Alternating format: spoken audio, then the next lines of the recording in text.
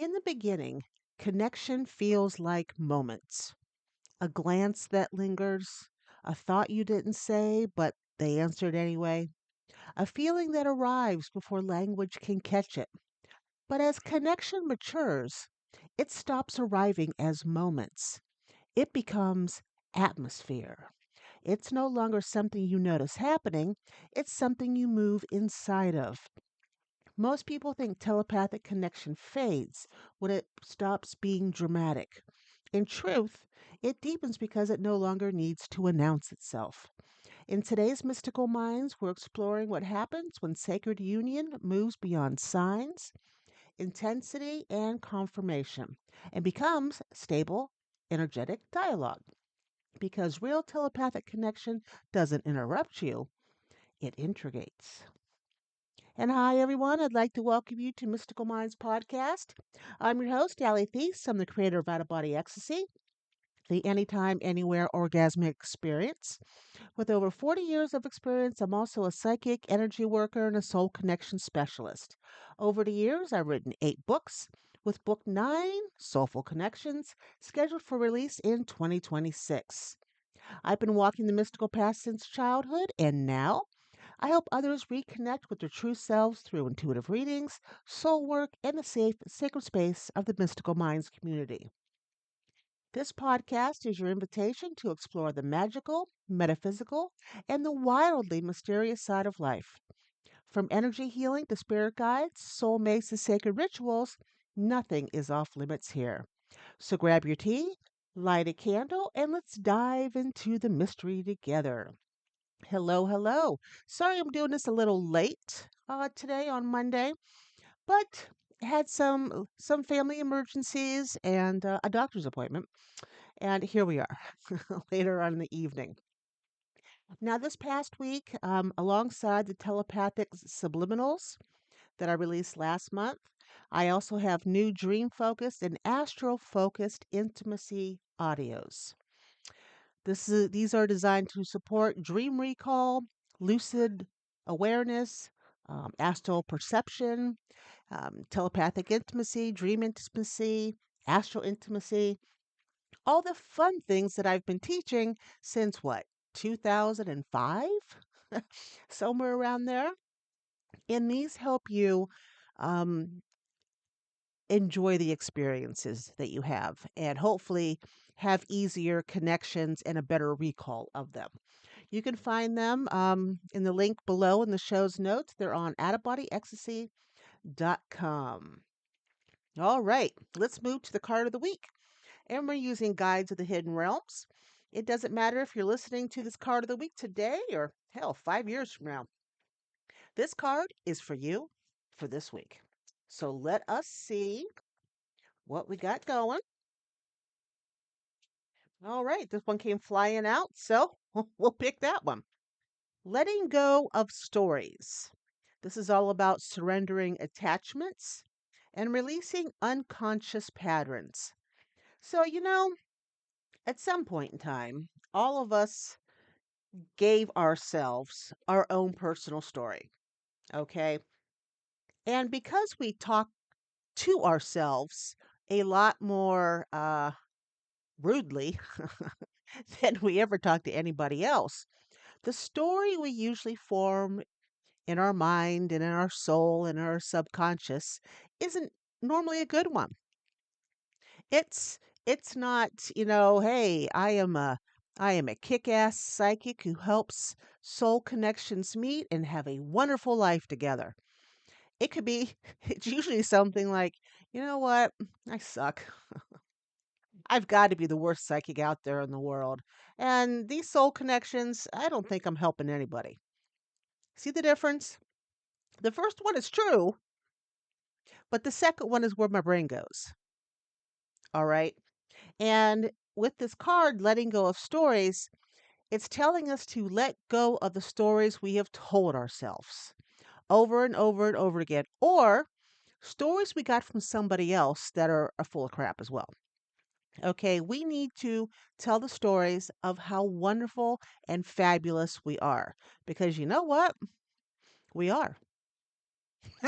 It's taken a lot of things to go right for us to be on this planet at this time with me recording this podcast episode and you listening to it. So many things could have happened. All right. So let's let go of those stories and let's form some really good ones in its place. All right. Moving forward, let's go for the mystical item of the week. This is one of my favorite things. And I know I added it to Out of Body Ecstasy, the book, and I know I added it to Soulful Connections as well.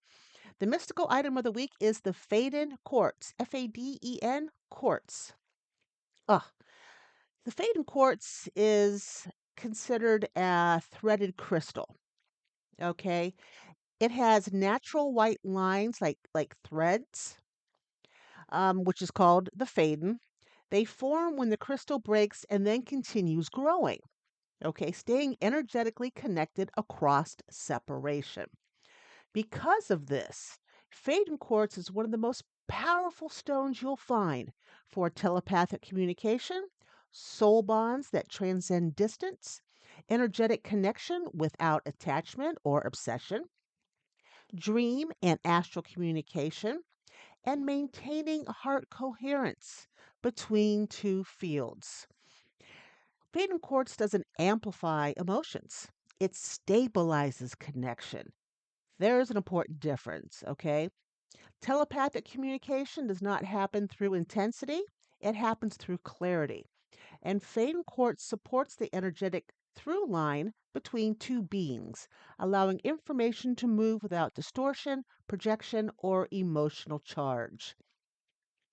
You can use this. It's especially supportive for connections that feel present even when there is a physical distance, to communicate more through sensing than words, to remain intact without constant interaction.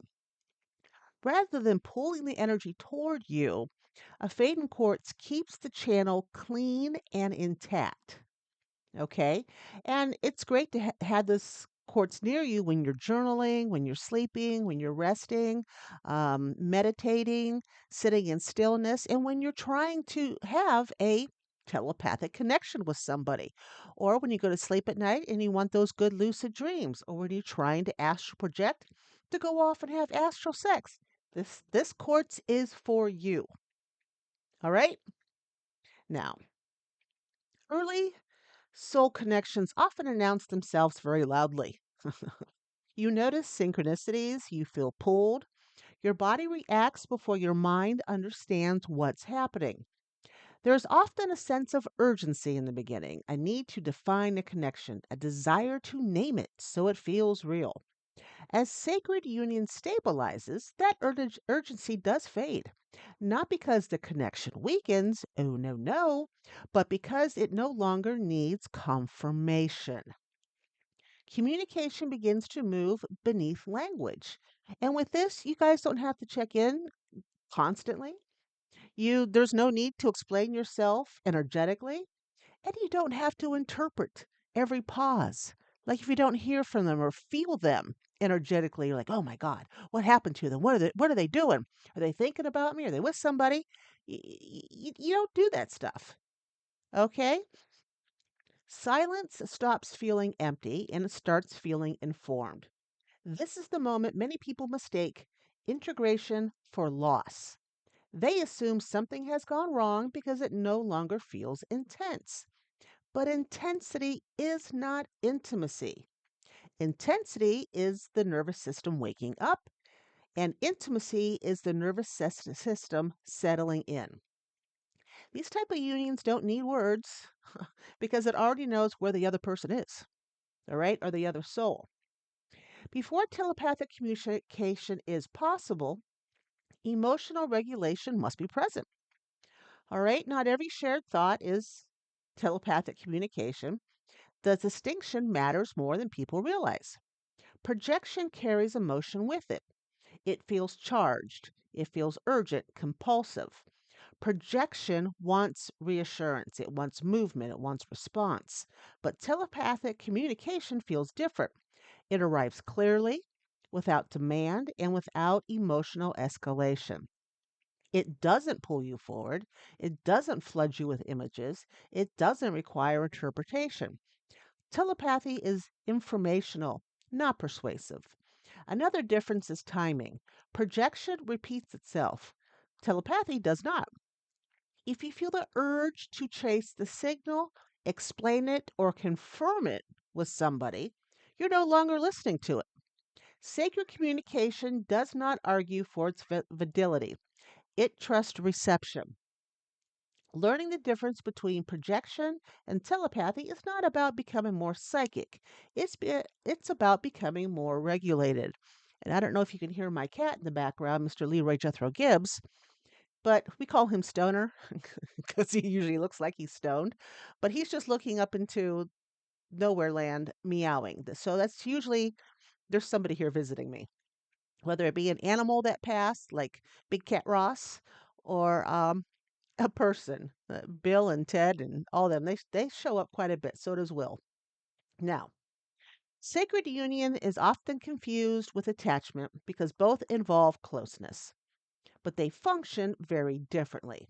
Attachment tightens, sacred union steadies. Attachment monitors, sacred union trusts. When union is energetic rather than relationally enforced, you stop trying to manage it. You're not checking for signs. You don't need proof of a connection. You don't need to negotiate closeness through effort. The bond exists whether you interact or not. This could feel unsettling at first, especially for those conditioned to believe love must be maintained through action. But sacred union is not sustained by behavior, it is sustained by resonance. You don't lose union by stepping back, you lose by gripping it. Distance does not break energetic connections. Oh, no, no, it does not. Interference, however, does break it. Sacred union breathes when allowed the space.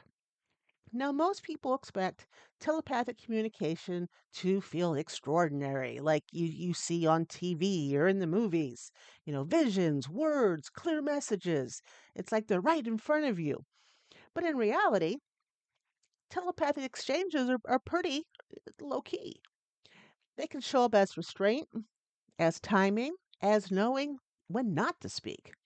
Sacred communication often arises as guidance about what not to do in that moment.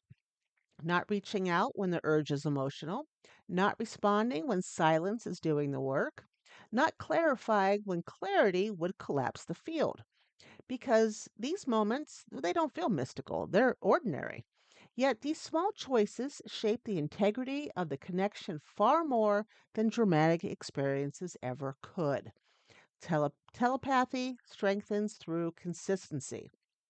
Telepathic coherence becomes visible through restraint. Now, remember, when I'm talking restraint, I'm talking about you not being obsessed with the connection and for reaching out and for trying to have conversations with them and going from psychic to psychic to psychic. Is this connection real? Is it? It's, I've been doing this a long time and I have found out a lot through my own errors. And I've had a lot of errors when it comes to soul connections, telepathy, dreams, and astral. Whew. But I'm hoping I'm hoping you're learning from me. Um, Now, telepathy is often taught as something you activate, a channel that you open, a practice could be that you perform. But sacred telepathy with a soul connection doesn't work that way. It's relational. It responds to how you treat it. If you pressure it, it contracts. If you test it, it goes quiet. If you demand proof, it says F you and it disengages. Oh, yeah, been there, done that. Like any relationship, it needs safety to remain present. Safety looks like patience, like neutrality, like allowing silence to be enough. When telepathic communication is trusted, it deepens naturally. When it's forced, it can distort. You don't strengthen the bond by doing more, obsessing more, checking more. You strengthen it by interfering less. Sacred union does not require skill. We all can do this naturally, but it requires respect. Okay? And we're at your soul work for the week, and it's recognizing the connection field. Now, this practice is not about another person, it's about learning how connection feels before it becomes relational, before you connect to another person. Once per day, you know, pause during, you're not doing anything major, just pause and ask yourself, am I in a state of openness or am I reaching for connection? Notice your body, not your thoughts. Reaching feels like maybe forced tension, mental scanning, emotional anticipation, and urgency. Openness can feel like grounded presence, relaxed attention, no need to act, and no directionality. If you notice if you notice reaching, just don't do it. That creates more effort. Instead, let your body settle where it already is. Settling can look like letting your breath slow naturally, releasing your jaw or your shoulders. I cracked my jaw and my shoulders earlier today. Felt great. Allowing attention to soften, letting connection exist as a background state. This teaches your system the difference between connection as an effort and connection as environment. At the end of the week, reflect quietly. What changes when I stop aiming connection at anything? Does openness feel empty or stable? What becomes clear when nothing is being pursued? In soulful connections, telepathic and sacred bonds form because the field is clear, not because somebody is being chased or obsessed about. All right? And this practice helps the connection, right? And it helps keep with clarity. When you're connected with somebody, you want to have clarity with that soul, don't you? You don't want any clouded messages. You want them to come through a-okay. Now, sacred connections, they don't disappear when they grow quiet. It becomes more stable. They can even be more trustworthy and honest. When communication no longer needs to announce itself, it hasn't ended. It's integrated. This month in Mystical Minds is not about seeking union or proving telepathic ability. It's about learning how connection behaves when it is not being forced, okay? Always monitored or interpreted every few seconds. Telepathic communication emerges from coherence. Sacred union sustains itself through steadiness. When you stop reaching, the field clarifies. When you stop naming, the signal cleans itself. And when you stop asking for confirmation, what remains is real. Now, next week, we'll explore how telepathic communication moves through the heart field and why emotional regulation is not a barrier to connection, but its foundation. Until then, just allow connection to exist without forcing it. All right? And that's a wrap on this episode of Mystical Minds. I hope it sparked something inside of you, a memory, a knowing, maybe a nudge from your soul. Don't forget your soul work for the week. You'll find it under resources for the episode. If you loved what we explored today, please don't keep it to yourself. Share this episode with someone who needs a little magic in their life. And if you're craving more, say expanding your skills, join the Mystical Mind group. It's a safe, sacred space to explore everything from energy work to soul connections, intuition, spirit guides, and so much more. You'll find support, community, and your people. You can also book a private reading, energy work, or soul session with me anytime at outofbodyecstasy.com. I've got you whether you're seeking clarity, healing, or maybe a deeper connection to your path. And until next time, everybody, stay grounded, stay curious, and remember, endless possibilities, infinite you.